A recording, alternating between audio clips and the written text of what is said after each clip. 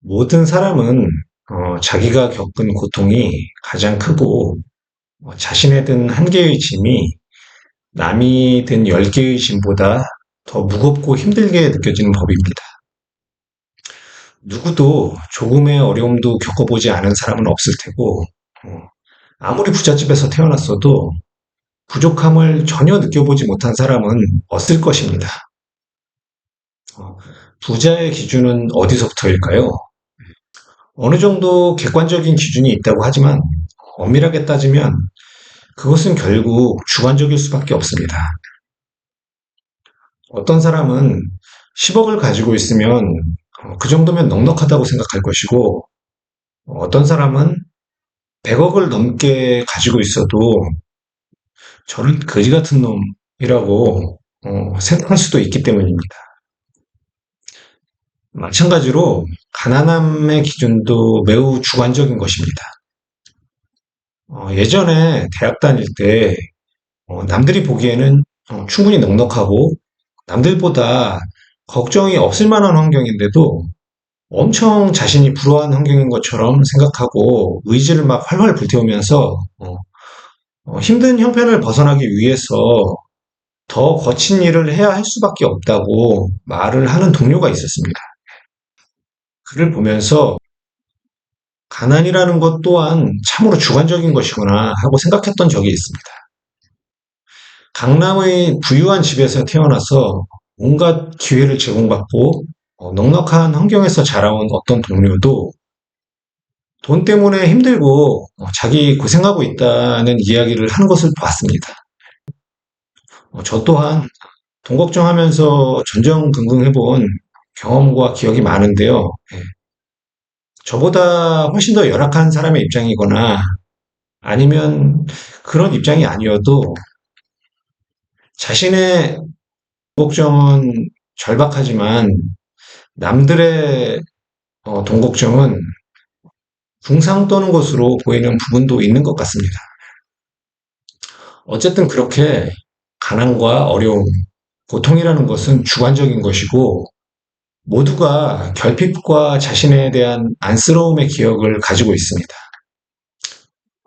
결론은 미술을 하려면 돈이 필요하다는 것입니다. 넉넉한 환경이 절대적으로 유리합니다. 아무리 뛰어난 재능과 능력과 의지력을 가지고 있어도 상황이 해롭지 않으면 접어야 하는 경우는 부지기수입니다. 아무리 천재적인 재능도 기반이라는 기본값이 주어지지 않으면 꽃 피워지기 매우 힘들다는 것입니다. 그런 면에서 저는 상황주의자에 가깝습니다. 불굴의 의지로 어려운 상황을 극복했다는 이야기는 신화되고 과장된 이야기일 공산이 매우 높다고 보는 것입니다. 물론 전혀 없다는 것은 아닙니다. 그것은 우리가 생각하는 것보다 훨씬 더 적고 매우 어렵다는 이야기입니다. 배고파야 예술이 나온다는 말은 힘든 상황을 극복하고 있는 예술가가 자유하기 위해서 혹은 사람들의 고난 극복 기대 수요에 의해서 만들어져 주입된 편견이자 환상입니다.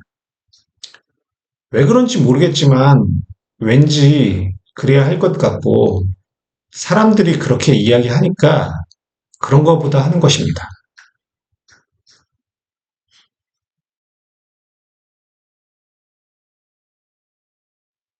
모든 위대한 작가들은 어느 지점을 넘어서면 과대평가되기 마련입니다. 이 작품을 정말로 대단한 작품이라고 할 수 있는 것인가? 진짜로 그런 것인가? 개개인 모두가 그것을 꼭 받아들여야만 하는 것인가? 다른 시점에서 바라보고 그것이 대단한 것이라는 것에 대해서 다르게 생각해 볼 수도 있지 않은가? 그런 고민과 의심과 질문과 탐구는 더 이상 하면 바보가 되는 분위기가 됩니다. 일단 이 작가는 위대한 작가이다. 위대한 작가의 작품은 당연히 위대한 것이다. 위대함에 대해서는 더 이상 의심할 필요가 없고, 이제부터 우리는 그 위대함을 합리화시켜줄 이유와 명분만 찾으면 된다. 의 전제에서 시작하기 때문입니다. 위대함을 위한 위대함의 찬양이 되어버리는 지점에서는 예술가가 식사 후 입을 닦고 버린 냅킨마저도 성물로 모셔질 지경에 이르릅니다. 그리고 그렇게 거대한 권위를 바탕으로 하는 안락하고 든든한 확신 위에서 더욱 큰 감동을 바라고 그것을 자가 발전해내는 언어 표현의 마술사들은 기상천외한 표현 방식으로 찬양을 하고 분치를 하며 거품을 점점 더 집어넣고 있는 것입니다. 저는 그들이야말로 무에서 유를 만들어내는 진정한 창조자들이라고 봅니다.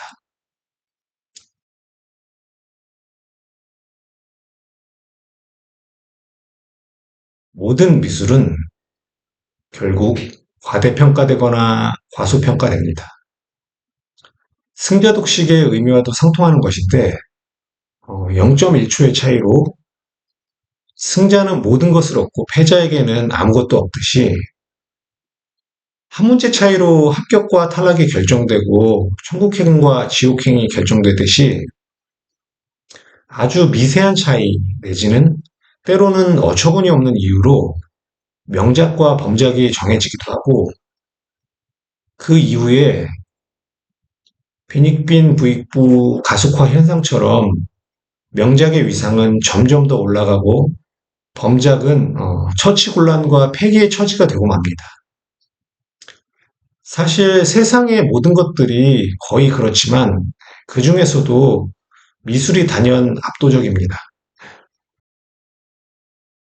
그 말은 지금 우리가 추앙하는 걸작이라는 것들은 갖은 립 서비스와 펌프질 작업에 몸집과 아우라가 천재 사업가의 통장 잔고처럼 잔뜩 부풀려져 있다는 것이고 반대로 수많은 안타까운 작품들은 간택되지 못해서 제대로 평가받지 못하고 결국 폐기 처리되어야 할 비참한 운명이라는 것입니다.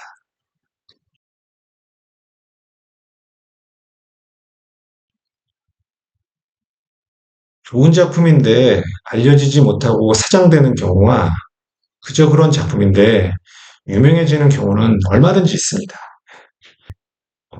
작품의 내용과 수준만으로 공정하고 엄정하게 평가되어져서 살아남는 것이 아니기 때문입니다.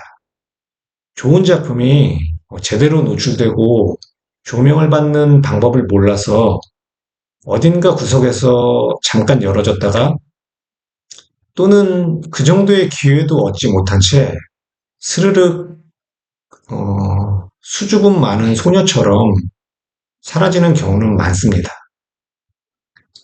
또한 그저 그런 작품이 언론 플레이를 통해서 엄청 대단한 작품인 것처럼 부풀려지고 홍보되어서 궁금한 사람들이 막 모여들고 사람들에게 주입되고 밴드웨건 효과로 영문도 모르고 같이 추종하고 찬양하는 사람들이 많아져서 결국 좋은 작품으로 평가되는 경우는 많습니다. 그렇게 올라간 작가의 위상에 의해 기반이 확보되면 작업의 동력과 자금이 생기고 그러다 보면 결국 진짜로 좋은 작품이 나오게 될 때도 있습니다. 하지만 좋은 작품도 아니면서 끝까지 좋은 작품이라고 우길 때도 많이 있습니다. 주가 조작 비슷한 거죠. 명확하게 판단할 수 없는 많은 사람들은 뭔가 꺼림칙하고 불만스러워하면서도 분위기와 미술 시장의 결과 때문에 어쩔 수 없이 받아들여야 하는 경우는 많습니다.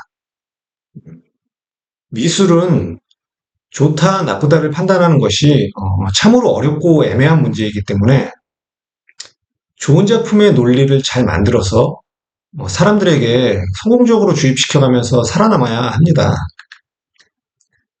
그것이 홍보이고, 마케팅이고, 그것이 실력이고, 그것이 작업인 것입니다. 컬렉터들의 철칙이라는 걸 들은 적이 있는데요.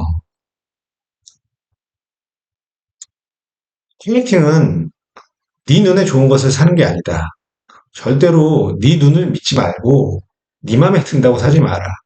가격이 오를 작품을 사고 싶다면 공부해라. 이런 비슷한 내용이었던 것 같아요. 예. 이 말은 미술은 각자의 느낌을 존중해주는 척 하지만 그것은 감상할 때까지만이고 돈을 지불하고 작품을 사는 단계에서는 각자의 기준과 취향은 별로 중요하지 않다는 말입니다. 다시 말해서 좋은 작품은 선택하는 것이 아니라 주입당하는 것입니다.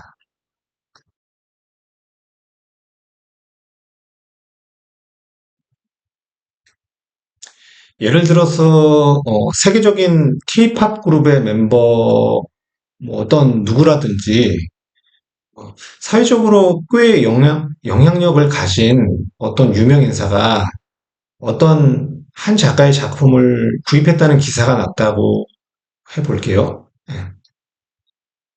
한 명의 의견과 취향을 가졌을 뿐인 한 사람이 작품을 산다고 해서 그 작품이 뭐가 달라질까요? 예. 갑자기 없던 작품성이 생기는 것도 아닐 테고 말입니다. 하지만 분위기는 달라지고 사람들은 관심을 갖습니다. 따지고 보면 그것이 비합리적이라는 것을 알지만 인간은 이성보다 본성, 생각보다는 감정이나 사회적 분위기에 이끌리기 마련입니다. 그런 것들로 인해서 작품에는 아우라와 권위가 생기게 됩니다.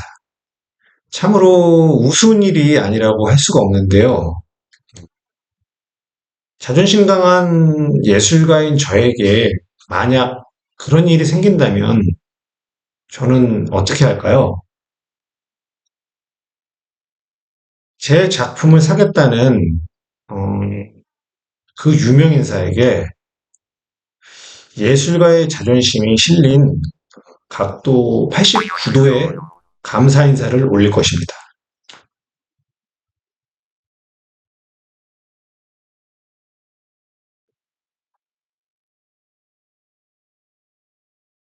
만약에 그가 어깨가 결리다고 한다면 매우 아픈 것이 확실하다면 저는 아프지 않게 시원하도록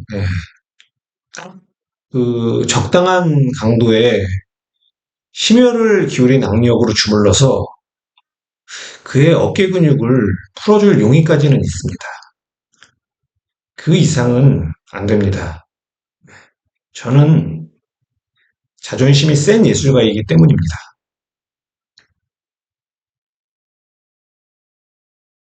이때 저의 경쟁자인 이계복 작가가 꾸르기로 침투해 들어와서 예, 그분에게 무릎 꿇고 자신의 작품을 그냥 바치면서라도 내 기회를 갈취해 갈 것이라고 하는데 그렇다면 저는 또 다른 경쟁자이자 동료인 최원열 작가에게 뒷돈을 조금 찔러주고 앞구르기 판에다가 순간 강력 접착제를 발라놓게 할 것입니다. 그리고 나서는 내가 직접 나서기는 좀 민망하니까 저를 도와줄 주변 사람들에게 술이라도 좀 사면서 소문을 좀 퍼뜨려 달라고 어, 하는 수밖에 없을 것 같습니다. 오늘은 여기까지 하겠습니다. 그럼 이만.